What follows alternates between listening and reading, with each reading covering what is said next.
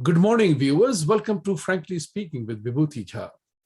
As is our practice, we always discuss key issues and also evaluate the potential impact and implication of those measures that happen around us.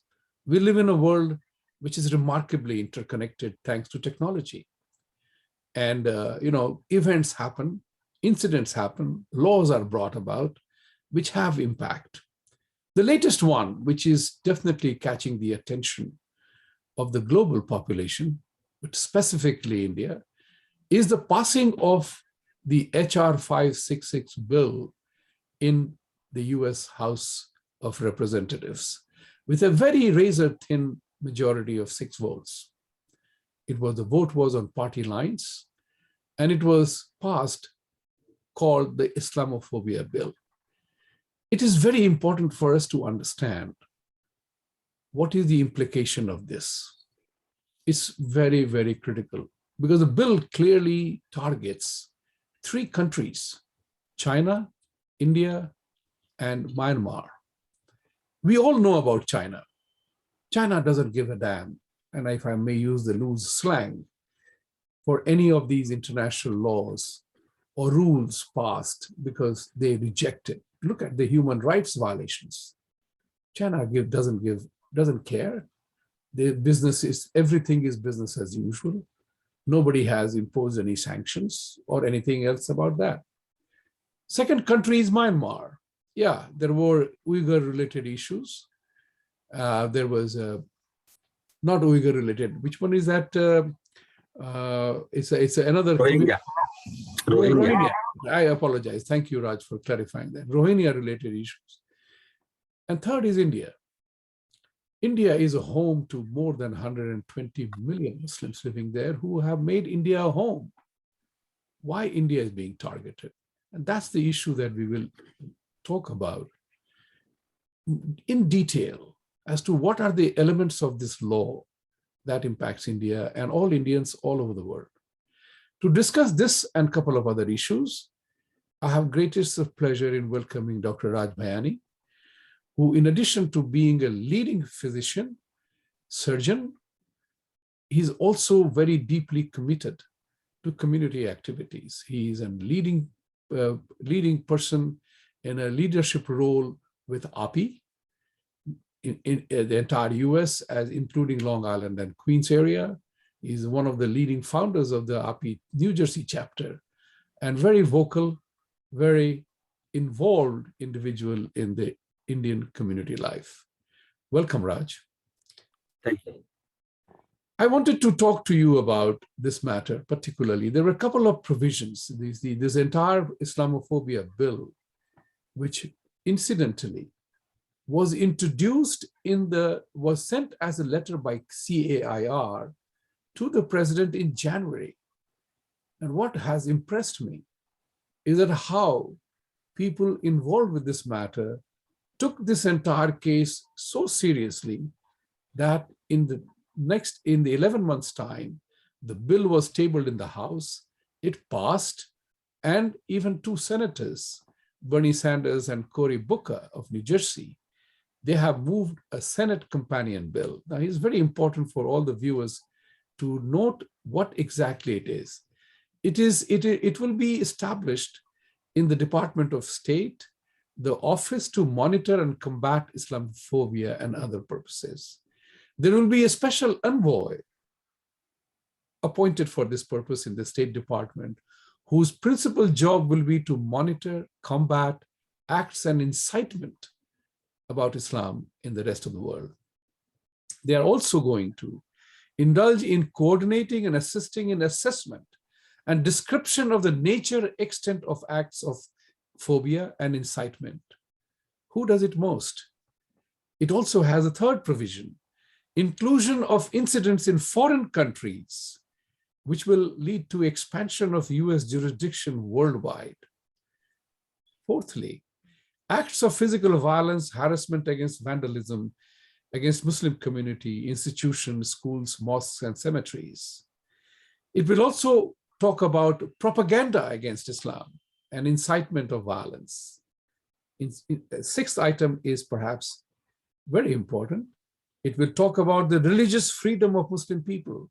And finally, it will also address the anti-bias and tolerance education. These are all issues very, very important for us. Raj, how do you think, what do you think about this?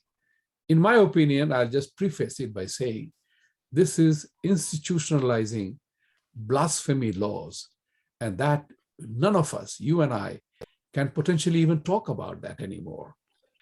It is important for us to figure out determination of the Islamic people, and you got to applaud that.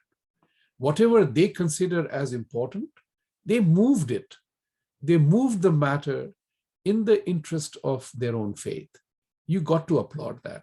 The determination, the absolute solidity with which they approach the issue.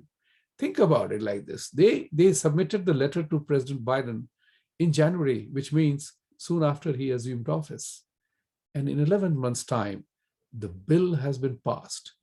And not only that, the bill has been passed and it will have ramifications around the world. How will we ever deal with it? This is critical. When we were asked this question of many Hindu organizations, we were not even aware of it.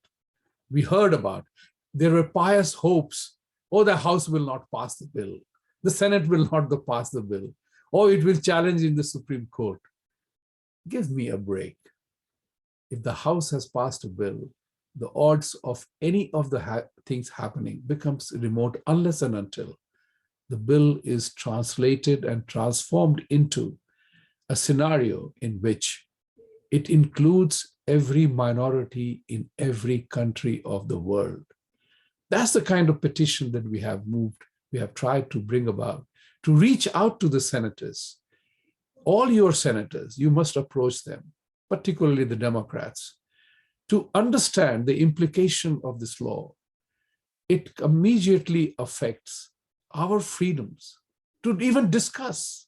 But be that as it may, what is important here is, what is the impact on you and I? Why is it that it was essential? Phobia is a word which talks about an irrational fear of something that doesn't exist. Fear of flying, fear of falling from the rooftop, fear of height. So, these are all fears which turns into a phobia. Is Islamophobia real? Or is the fear genuine? The important part for us to figure out here is that what is it about Islam that frightens people? Why does it happen at all? Isn't it the responsibility of the faith concerned to eliminate that fear? Instead of taking care of the fear, if you impose that it is not a fear, that I have to live and contend with this situation, then it becomes a problem. So Raj, I wanted to add here the word phobia itself is the fact that phobia is irrational fear. But where is the irrational fear when it comes to correcting that phobia? What is Islam doing to correct that fear? The fear of being a kafir and kufr whose throat has to be cut, the non-believer has to die. When they indulge in criticism of you and I, other faiths the way they do, but I can't question them. It affects the freedom of speech, freedom of religion. You take your time now. Yes. So see, the surprise is not, means there is obviously, we are all kind of taken back by this bill and how the support has been generated by the CAIR. CAIR has become the very, very sophisticated machinery where they have almost looks like unlimited funds, almost close to $300 million. And they have teams of media, they have teams about the public relations, they have teams about the political affiliation, they have teams about each senator's and congressman's office. They have people assigned and they constantly lobby there. They donate for the campaigns of the senators and congressmen in Capitol Hill, as well as each state, each city. They have offices. This machinery is well-oiled, well-funded, and people, and they work very, very, in a way, quietly. If you ask our common people, like who are not well versed with what's going on, have you heard of CAIR? I would say 80% people would not have heard of the name. And but now they will be known because this bill was very much sponsored by CAIR, so people will be aware about it. But and they have also made this name CARE. So it's, even though it's a spell by CAIR, people think, oh, it's a CARE, CARE. So the thing which have been done, and there is something which other communities, other religious people have to learn. And you can't blame people. This is my philosophy for what they're doing. We can only analyze, introspect, and see where we failing. Where is our team? Where are we? What are we doing about it? There is a Hindu phobia happening. Where are Hindus? What are they doing about it? So this bill, if you know this, there was a 2004 bill about anti-Semitism, which was passed.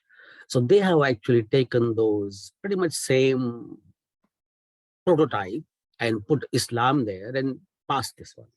Now, the same thing needs to happen. Hindus needs to come together and say, look, hey guys, wake up, wait a minute. What about Hindu phobia? How about the Christian phobia happening in Pakistan? What are you doing about it? If you look at this administration, this unfortunately, Biden and current Congress has been funded by, in last election, by CAIR in such a significant way. And if you look at the campaign teams, there was always a representation from the Muslim community at a very high level. Bernie Sanders, chief of staff, is a Pakistani Muslim. Same guy then afterwards switched to Biden team. So they have penetration at very, very high level. And those people who are sitting in the room with Biden, with Bernie Sanders, with Cory Booker, with the Nancy Pelosi, and all these people. And look at, there is Omar, who is a real Muslim, and she is working hard to protect their own people. Where our Raja Krishnamurti and Khanna and Ro Khanna, or the Khande people call him, or the Pramila Jayapal, and then Ami Bera, where are they? What are they doing to help Hindus? But again, you can't blame these congressmen also, because when the time comes for the campaign, who's donating them? Indians are the most financially successful ethnic minority in this country. And when it comes to political activism and political donations, campaign donations, we are the lowest of the lowest, because we are self-centered, unfortunately. We just like to mingle in our community, and we get happy and ecstatic by doing some nonsense galas. But these are important, like let's do Diwali gala and Holi and Dashra and whatnot, and invite these politicians, take pictures with them, and we get we go seven heaven, hey, actually, oh, my congressman came to my event and I got a picture with him. But they are not stupid. What have you done for them in return? You think inviting them, you are doing them a favor. That's not true. They're coming to your event for free, take pictures with you, and they go home and say, oh my God, these guys, they don't work for my campaign. They don't have any representative sitting with my office staff and calling for the votes. They don't donate to my, look at my campaign donations, which is open, absolutely. Look at the balance sheet. How many Indian names are being donors there? And what amount they're donating? Where are we? So I think rather than, of course, this is a wake-up call, but we keep saying this every 2 years and we do nothing about it. And this is my biggest frustration. And we see this one, we need a team of dedicated people at national level. We can't do in New York, just one person. We need teams in each city. We need to have one, every 3 Indian people get together, they start organization. That's waste of resources, energies. Everybody wants to be called as a president. and vice president and secretary, and they do some ridiculous small events, and for personal connection, whatever they call some politician, and they pat their own back and be happy about it and move on. We have this like clubs and these organizations and these, and what do? All non-productive activities. We eat, we come, we have some Bollywood singer or some karaoke singer, we give some useless plaques to everybody, each other, and we're done. And we think that, oh my God, what a great function, what a great function. It's all useless activity. I have been part of it. And I realized this is all non-productive. We are doing absolutely this activity, spending our resources, money into things which has no meaning. Next day in the morning when you wake up, you realize, what did I achieve last night when I attended that gala and wasted my 4 hours of my life, paid 250 whatever donation or $1,000 whatever to support that event. We thought that we are maintaining our culture here, but that is not true. Do we need so many organizations, so many presidents, so many these award giving ceremonies and so many dinners? Means you can have those if we really do what is needed most, which is lacking. We don't have basic thinking or even idea what are we doing wrong. You have made a very passionate plea, and I can see the unhappiness and frustration, because that frustration, your frustration, is virtually universal frustration. 99% of the Indians don't even talk about it. You and I are talking about it. People are not even bothered about it. That's what bothers me the most, is that there is no strategic thinking. And I'm very glad you aired your thoughts on the events, the social events and cultural events that we celebrate, have parties. My picture is of the Diwali that New York celebrated. I love the picture, so I put it as my as a background picture of mine, because it's the first ever time this Diwali thing was celebrated in New York in the manner that it was. The point which I'm trying to make here is that you have raised a very, very important issue, that Indians have to awaken, arise. This was a Swami Vivekananda's call. Arise, awaken, and assert. We are totally missing out on that. And it's a very valid point that our participation in the political process is virtually negligible, other than writing a few dollars checks and taking photos.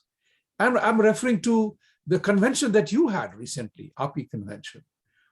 I mean, you guys as physicians, as supporters of congressmen, are loved as professionals. Everybody loves Indian professionals all over the world. We are the least law and order problem anywhere in the world. We are the most loved community. But Senator Schumer, Tom Suozzi, they all come, they name some of you as a first person thing, but they go and vote. They never listen to us because maybe we don't make the case. Maybe we don't make the case. We don't make the demand for that. So the question here is, like, for example, Cory Booker is a New Jersey senator. He knows, he comes to many Indian events, but has any Indian made an approach to him that this Islamophobia bill is not correct because it takes away the freedoms, it takes away, imposes things that are not relevant without demanding reciprocity. So the very question of a phobia is misnomer. If the phobia is, I have a fear that if I ask a question about Muhammad, somebody will come to kill me. Wasim Rizvi in India, I mean, he came on my show. We had 200,000 plus views of that show with significant comments. There is a congressman, a Congress party guy, who has issued a fatwa to behead him for 5 lakhs or 10 lakhs of rupees. There is no law to prevent that. Is that Islamophobia, or what is it about? That's where the Indians and Hindus need to awaken. That we have to make a case for our own selves, otherwise we are going to be decimated.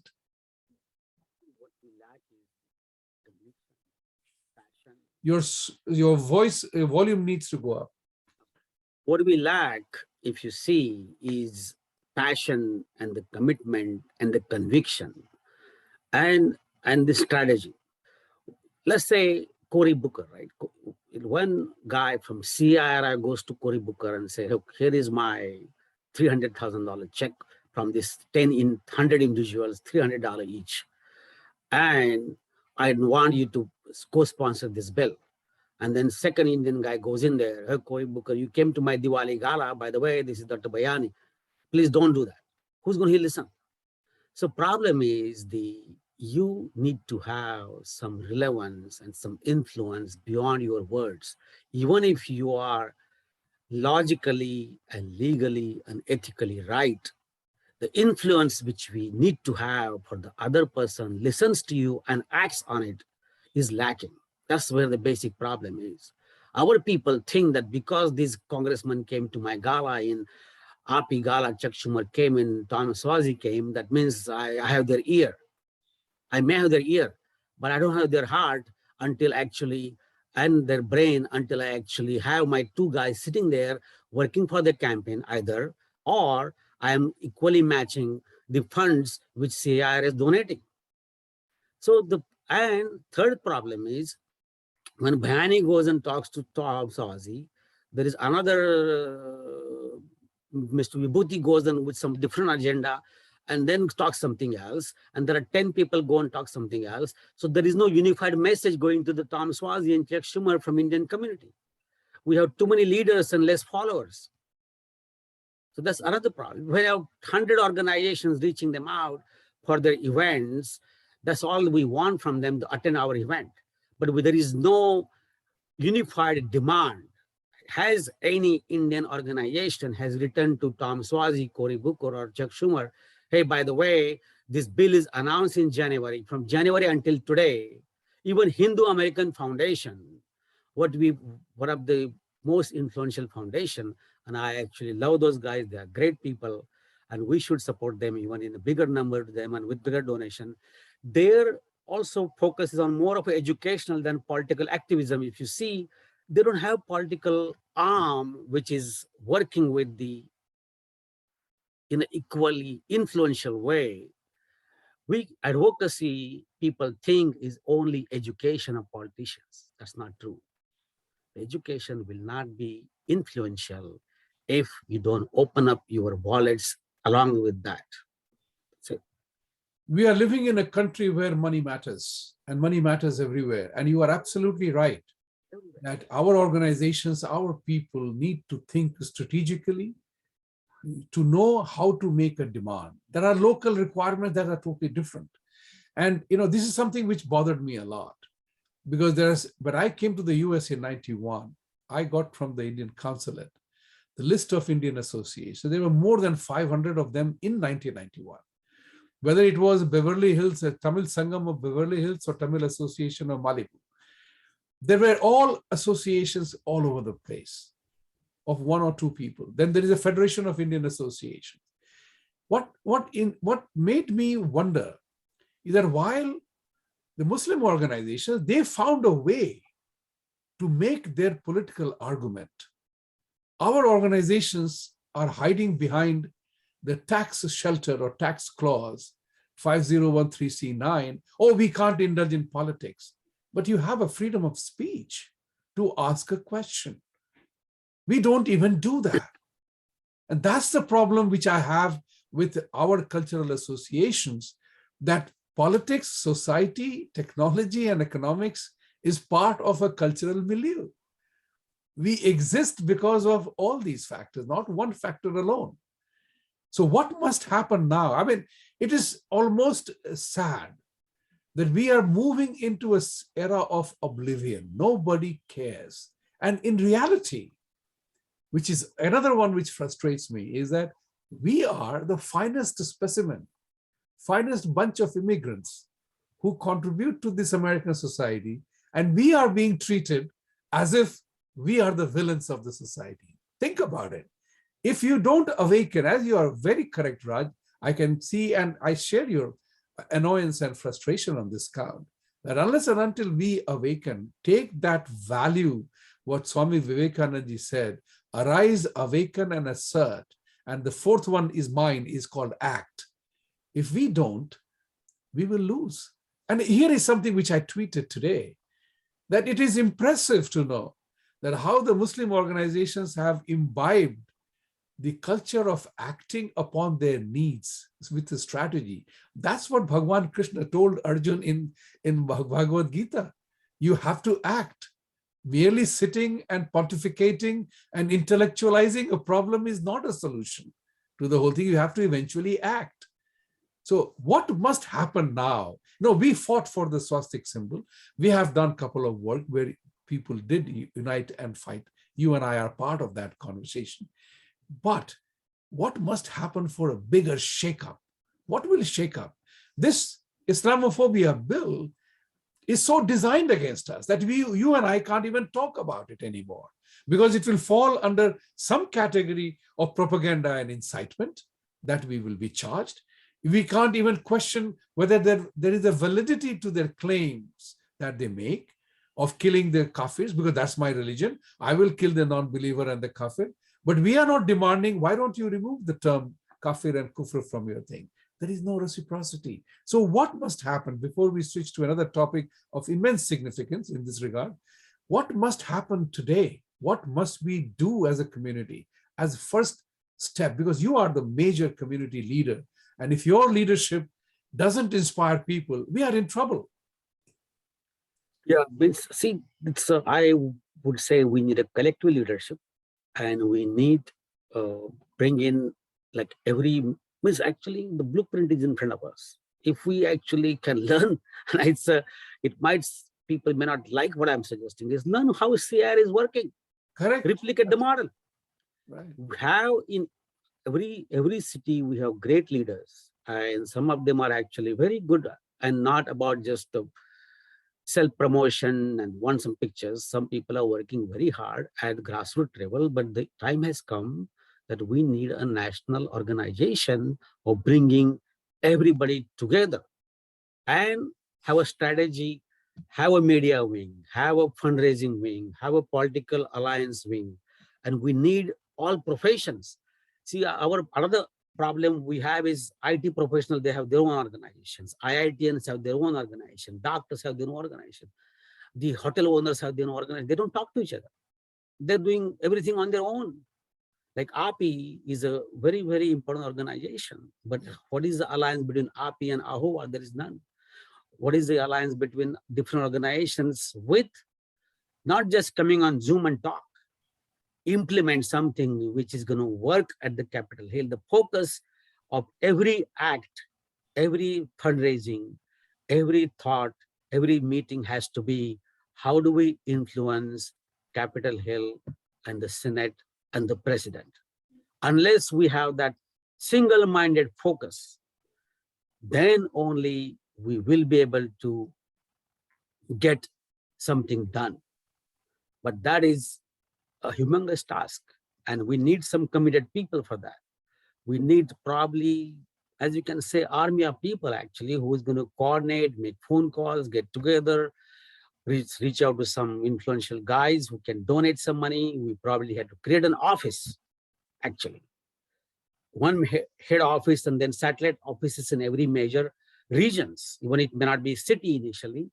You need to divide the country in several regions and say, hey, look, guys, all right, there is a northeast region, there is a mid-east, then there is southeast, and there is a central, and there is a northeast, and there is a northwest. So we need to create regions, create the offices, bring people together. We need some kind of completely go to the drawing board and start from the scratch strategy and make sure that the egos of the people that don't come in the way of bringing people together, because then who comes is, oh, who is leading it and why I'm not the person who's leading it? And this kind of issues should not come up.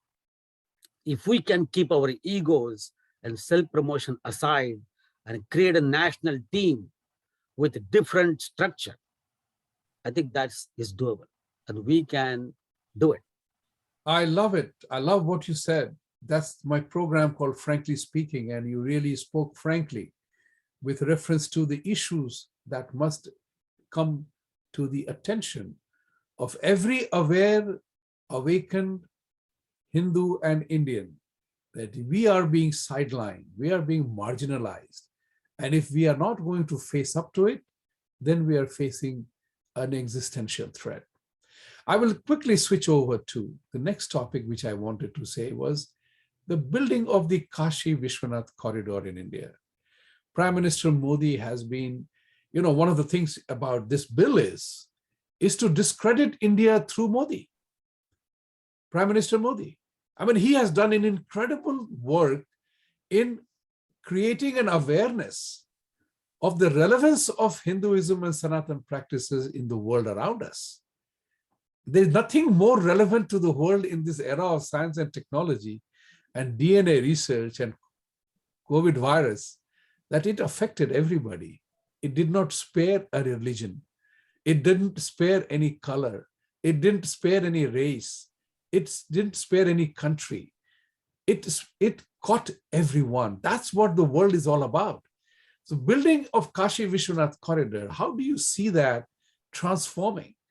It has had a remarkable impact in terms of saving Varanasi, Kashi Vishwanath, because it was, there was I will say this here, India is a happy hunting ground for anybody and everybody. Our Kashmir was lost. The Sharda Peeth, the seat of knowledge, the seat of origin of so many things, so many wonderful things that we have learned about, thanks to Kashmir Files, the movie that we saw. Kashmir was home to all the wisdom and everything else, but we have lost it. Similar efforts were being made to destroy Kashi, Haridwar, all these places, Hindu pilgrim centers. Prime Minister Modi has saved that. How do you see this transforming? I feel it is a transformative event. What do you think? Absolutely. So, I think your sound is again low. You need to. Definitely. So what I would suggest is let's go with the why it is so important. So that will historical background and then how it is relevant today. As Modi just said, this is a bridge actually of bringing past to the future. So what is our past? Why Kashi is the most important, like how is Vatican is for Christians, the Kashi is for Hindus. So Kashi was founded by the first Sankaracharya of Hindu religion. And like, we may not even know exactly how many BC years was exactly that. And then first Shivling of was installed in there. So that Shivling is the most prestigious, came directly from Mahadeva, what people believe in.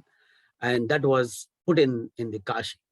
So it was going very well until 1033 year, when I think the Muhammad Ghori attacked attacked Kashi, and then Ghazni, and then Tughlaq Singh, and then Sikandar Lodi, and then Akbar, and then Aurangzeb. So you can imagine these invaders, as we call them, attacked Kashi again and again. The first credit, of course, there are every time it was attacked, there is a reconstruction done by our Hindu kings that time, one from Calcutta, one from South. And the last credit goes to Ahilyabai Holkar in 1780s. And she created this mandir. And there was a story of that. There is a well called a Gnandip Koop, where when these invaders came, they wanted to destroy that Shivling. The priest actually killed himself by jumping in the well with that Shivling. And it's still, I think, I got to see exactly what happened to that Shivling in this renovation. So this is the historical, and apart from destroying, they also looted this, because there are 1,400 camels were needed to carry the gold and the diamonds from this Kashi Mandir. By these invaders, they took it back. And then also, it's not only the wealth of gold and diamonds. As you know, Kashi was our wealth of knowledge. We have our Puranas and our Granthas, and our books were there. Our scholars used to sit there and educate about Hindu religion. So they were killed. Some ran away to South, and they eventually came back when Ahilyabai Holkar created this mandir again. But then over the time, it got neglected. is there was that there's so many mandirs were destroyed, buried, and there's some other structures were built. There is a mosque inside that complex, if you know. So Modi ji has given them the different land and they are moving out. In fact, that well was inside that mosque, and now that mosque is given differently now. So history is there, and this is like the most sacred place for us because of Adi Shankaracharya did this. So now this has a multiple implications, and that is why the secular, pseudo-seculars and liberal media has gone crazy about it. And there is another implications to it. So the Kashi Vishwanath is as we say, our India is our Matrabhumi. So Kashi Vishwanath is our actually Pitrabhumi, because that is where our Bholenath resides, and is also our Punya Bhumi. So if we don't connect our Matrabhumi to our Pitrabhumi and our Punya Bhumi, how will our culture survive? It gives us a sense of connection, sense of pride. It gives a sense of revival, actually, because Hindus need something to unite them together. They need some kind of symbols. See, cultures thrive and sustain based on these symbols. And these symbols for Indians, and even actually every religion, mosques are for them, and the Christian has the churches, the Indians have these temples. And that is exactly these invaders knew, and they destroyed every temple they could. Let it be Kedarnath, let it be Ayodhya, let it be Mathura, let it be South, those couple of temples, Dwarkadish in Gujarat. So reviving this temple with Modi ji's vision, and that is the vision which bothers all these seculars, because they think it will revive the Hinduism more and more. So as much as it has a significance locally, historically, it has a significance as an entire culture. It is probably one of the monumental event which is as historically recalled when Ahilyabai Holkar collected this, rejuvenated this mandir 400 years back. After 400 years, people will remember this 13 December 2021 when Modi ji inaugurated this Kashi Vishwanath Corridor as the true revival of Hindu culture, what Hinduism and India's identity. And that is what, as you see the reaction of this Rahul Gandhi or some NDTV channel, and there's Artha Quran cartoon something. They are so upset what is going on, and that even shows that how rightful it is to get this done. Of course, it has political implications. The UP election is right around the corner, and Kashi is in UP, so it is going to help BJP to win some seats. And that's what opposition thinks, and they're opposing it, and they're creating, like, as simple as if you saw these videos and photos of Modi ji having the lunch or dinner with the workers, all these people who are sitting there in that hall, these are people who constructed that mandir. Yes. There were no politicians. That's right. So how important and thoughtful Modi ji is, it shows actually that he actually broke a bread, as we call in America, with those workers, grassroots workers who built the temple. So and his leadership was exemplary. I saw the video, and it touched my heart so well, and I was so proud of that. He shows leadership, demonstrates leadership, and acts as a leader. When the chair was kept, when all the workers were there, he walks up to the chair, hands over the chair to security guy himself, and sits down on the steps and calls everybody around him. Who does it in the modern terminology? So the point of the matter is, you have raised a very valid point that reviving our culture, restoring our culture is key. And that's when it brings about another thought. We, in the limited time that we have now, I wanted to touch upon this element. The revival, renaissance, and restoration of Hindu faith is critical for the world. Because right now, as we know it, with the science and technology, is Sanatan principle. Sanatan principle is based on science. When people misapply the rule of Vasudhaiva Kutumbakam as a whole family, that's erroneous. Vasudhaiva Kutumbakam means Mother Earth is one, Sun is one, air is the same, water is the same everywhere in the world. And we use Mother Earth's resources to live depending on whatever is available and possible in the specific geographical location. As humans, we are the same. Whether you bow 5 times or 99 times or none at all, we are all part of the same nature. Sun does not discriminate whether you pray to him or not. Water serves the same purpose, whether you say Allahu Akbar, Hail Jesus, or Jai Shri Krishna. It's the same. That's the true meaning of Vasudhaiva Kutumbakam. And I have a feeling that the established religious practices fear the spiritual nature of our belief system. Science and technology are our biggest allies, and we have to push it forward. Your thought on this particular element, that for Hindu revival, for the world to be at peace, ecologically, everything else, Sanatan principles need to be adopted. And is that a fear for organized religion, the way they are practicing it?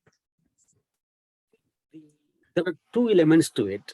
What is happening is when we talk about peace, it is actually giving the confusing messages to Hindus in the sense that I just gave one example, right? When invaders came and attacked, we had to fight. So peace does not mean don't defend yourself. Peace does not mean you surrender. And peace does not mean you don't stand up for what is right and how to be there for each other. So sometimes peace is perceived as weakness.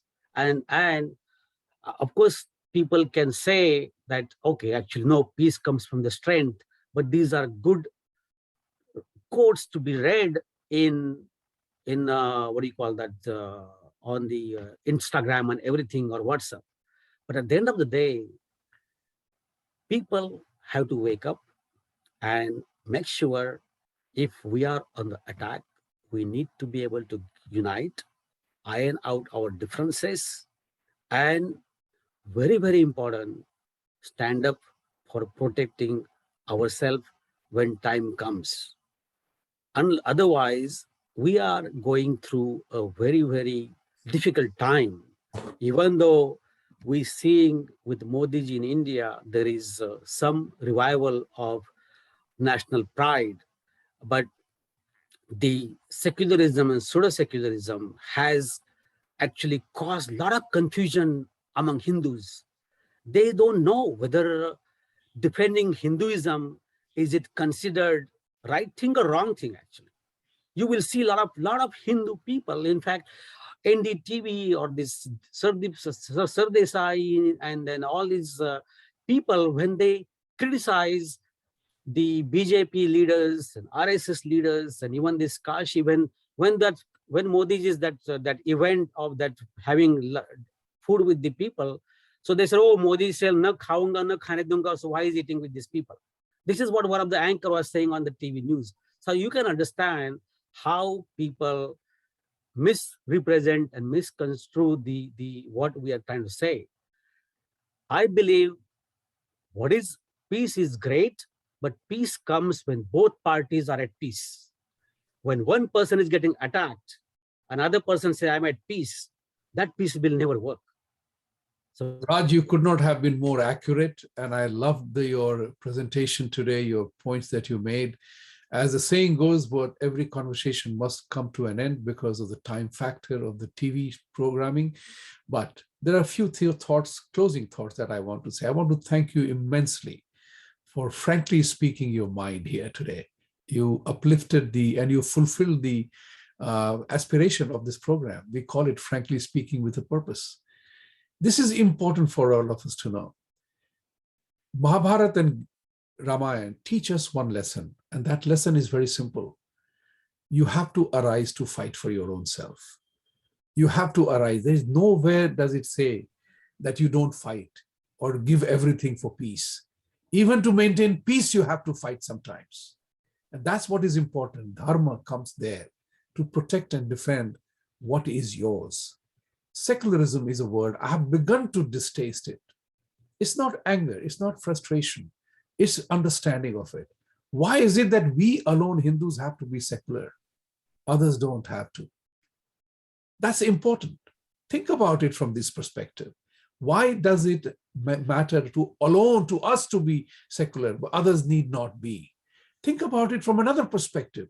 We are the only faith, spirituality in the world that has Shiva Parvati as the original examples of gender equality. Forget about the incidences of violence and unsavory nature that happen. That is the disease of an individual mind. But collectively, we have respected three Shakti. We call them Shakti. Saraswati, Lakshmi, and Durga. These are manifestations of women power. But we are ridiculed. No other religion offers equality to women in their faith. We do. That's the message we don't convey to the world around us. It's important for us to reach out to the world around us. And I'm 100% sure that you have had some thoughts today, hopefully, to act. What Swami Vivekananda said as many hundreds of years ago, that if you Hindus need to arise, awaken, and assert, and Vibhuti Jha has added his fourth A to that, is to act. Merely pontificating or intellectualizing a problem doesn't solve the problem unless you act on it. Think about the Islamophobia Bill from that perspective. You have to admire them. I admire CARE. And though I disagree with their philosophy completely, because they are superimposing their will on everybody else, but you got to applaud them for winning the match. They started the process in January without any opposition. We are all sleeping, including all the people of the world. They got their bill done in the US system. Think about it, how deep is their game? And if we don't play the game, then you are outed. That's what is important for us to understand, that our faith is the most relevant in this world today, and we don't matter. What kind of people have we become? You know, there is a thing called, I love intellectualizing, thinking is good, but we can't permanently be in a state of thinking. Then nothing happens. Somebody will come and cut your throat. It's a very simple philosophy. Atithi Devo Bhava is true.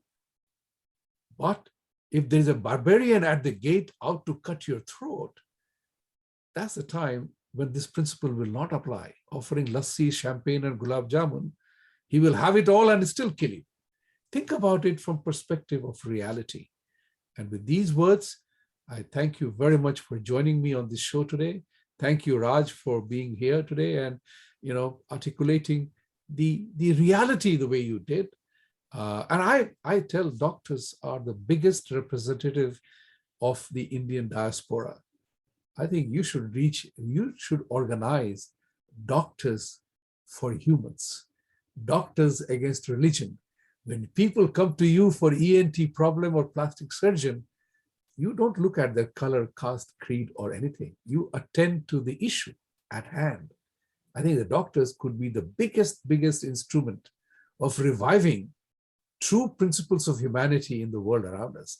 With these words, I thank you again. See you next week. Have a great weekend and a great week ahead.